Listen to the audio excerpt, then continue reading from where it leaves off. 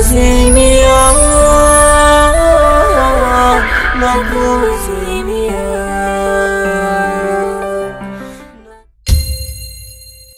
Iki Chembe kwa mganga. Tuambie. Chembe kwa mganga. Unasikia? Ni tena mtoto yuko grave. Tunape yake kwa. Analenga. Mungu atasaidia. Tukikamata vipimo vyenye daktari alikamataga, majibu yenye yametokea. Wanasema hivi, figo moja iliharibika. What?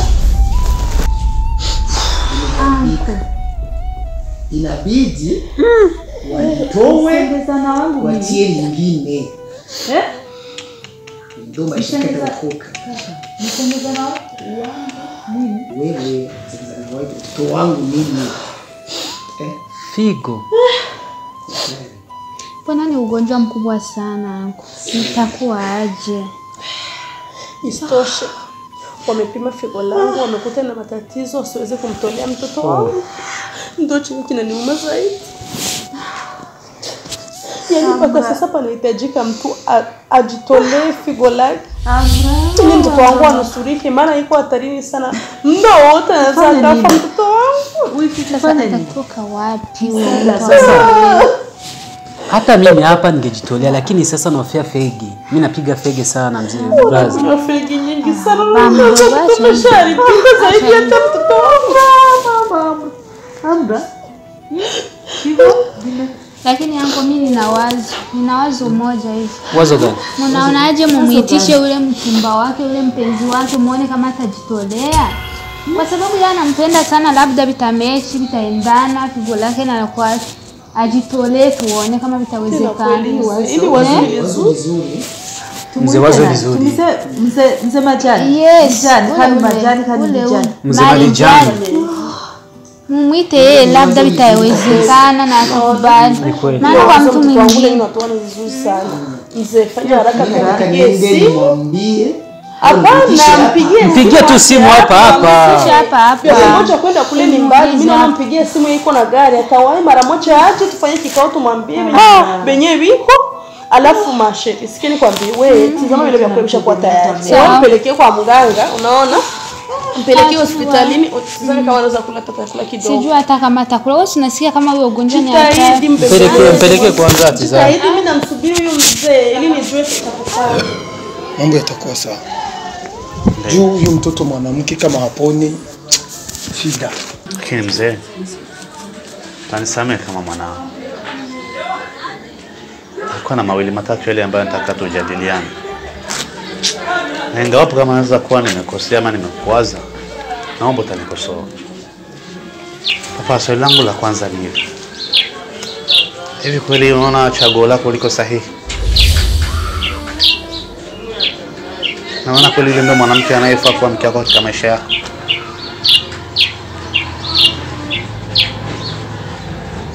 Mimi yule mtoto mwanamke namjua tangu kipindi kile, namjua kabisa ni sahihi kwangu, kwani ni maelewano. Kwanza maelewano mimi na wazazi wake. Pili, na yeye anajua hakuna mambo tumeisha mficha, yote yanafanyika, anapewa taarifa, kila kitu ameridhia. Sasa mimi nahisi kama sijakosea. Japokuwa hujanijibu kama nilivyotarajia, it's okay. Swali la pili, baba, you sure ya kule mwanamke pia anakupenda? Ananipenda. Yale yanaonekana hadharani kabisa, ananipenda. Nikimwambia kitu anasikiliza. Tena ni mtiifu ule mtoto mwanamke. Mtoto mzuri sana. Unajua pana ana mapenzi ule. Baba. Na mimi nampenda sana kutoka rohoni mwangu. Hiyo siwezi hata kuwazia kuwaza ngo hanipendi au ananipenda tu. Dad, ananipenda tu. Unajua Mungu pana, yani kila kitu huaga anakileta kwa sababu fulani. Hakuna kitu kinatokea bure. Dad, mimi nikivuta picha ya kitu ambacho kilichotokea siku kabisa leo umeamua kwenda kumvika pete rasmi. Sasa angalia kabisa, chunga siku ya ndoa ikisije ikatokea zaidi ya kile kufanya uje kujutia maisha yako mazima. Hakuna. Nilikuwa nakuomba kama babangu, kaa chini, zungumza na moyo wako. Usiwe na wasiwasi. Zungumza na moyo wako.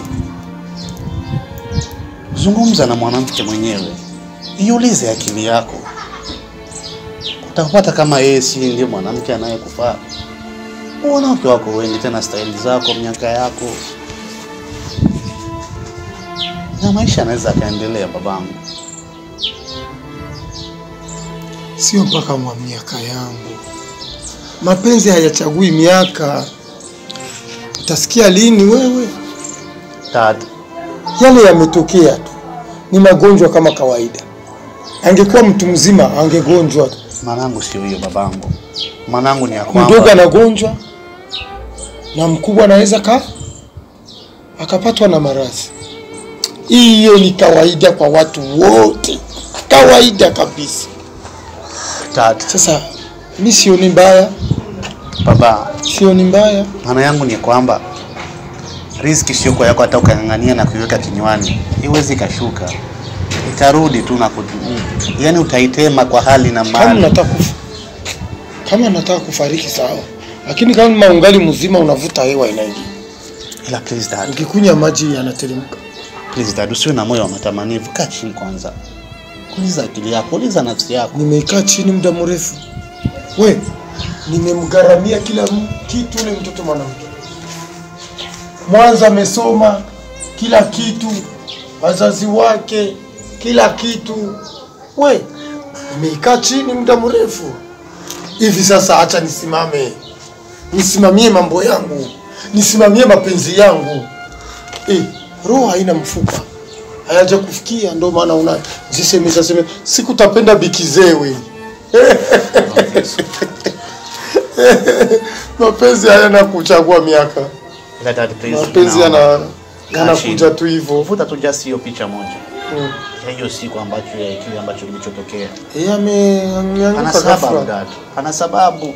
Sababu ya magonjwa. Ana sababu Ya magonjwa. Alafu unapopata hofu tena zaidi, mbona kama palikuwa hakuna furaha katika uso wa mwanamke?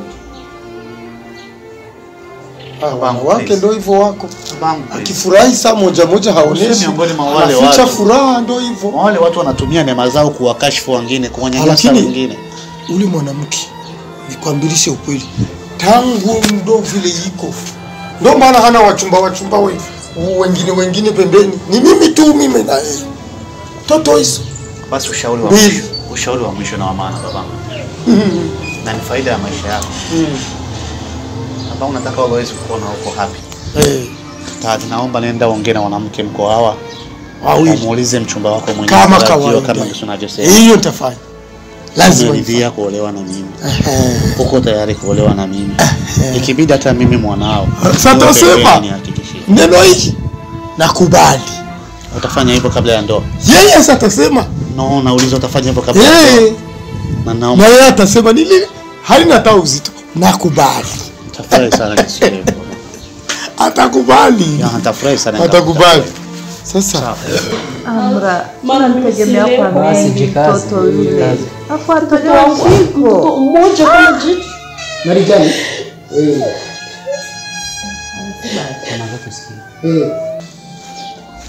Halo? Uko nyumbani? Sawa. Unaweza kuja huko nyumbani kwetu au unaambia kama nije huko kwako? Hapa kikao cha ghafla. Unakuja? Tunakuja. Bwana, tunakuhitaji nyumbani kwetu kabisa. Pako tatizo. Tatizo ni kubwa. Tunakuhitaji kwetu. Amra amezidiwa sana. Msiwe na wasiwasi. Tunakuja.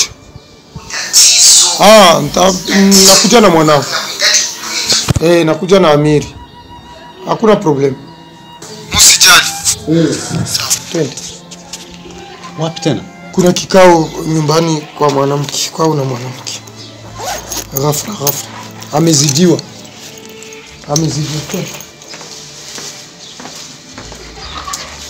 Basi. Acha. Basi ngoja tusikie jibu litatoka huko nalo yataisha.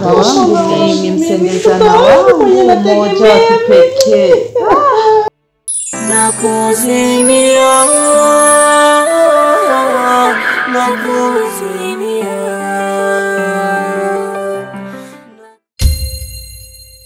Bora nimekuja. Niambie sasa hivi. Tatizo gani? Sasa ngaje. Mimi kuna kitu kinanichanganya huko ndani. Kitu gani? Kitu Kuna gani? kitu naona sitakiri huko ndani. Juu huyu mzee. Na huyu mtoto wake. Kuna vitu ambavyo wanafichana sana. Mimi sivi wao kwa wao wanafichana. Kila mtu hivi. Hapo nikuzuri sikule mtumbakeli alikuwa kandika. Kongana. Ya siri kweli. Ni siri kusiki nini? Unakuwa hapo kugeti, hauwezi kujua nini inaendelea ndani. Nisijui na ndio maana nakusikiliza. Nakiona na naona kamie. Watu wako sawa kabisa. Nakusikiliza sana habari tunayopata huko. Ndio wako tafuta mzee. Sasa tuyajadiliane nikwambie kitu kiko inaeleka huko ndani. Sasa sijui kitu gani kinachoendelea. Bosi na mtoto wake. Ni watu ambao sioni kisi. Wenye wanafichana. Hapo ndio kulipuka bombe huko. Sasa kilipuka kuna tatizo. Utakufa huko ndani niishi huko nje. Sasa bombe kilipukia sana nafikira na huko nje. Sasa ni bombe na nyumba tu wale wa Amerika hivi sasa. Na wakumlanga kupata pa. Hakuna. Na bomoka huko mimi nilichomokea. Ndio hivyo kabisa. Ndio hivyo. Japo hiyo hapo unaona kuna kitu bado. Lakini mimi nikiwa na neno na kuambia neno vizuri na kujulisha na nakufahamisha unasikia.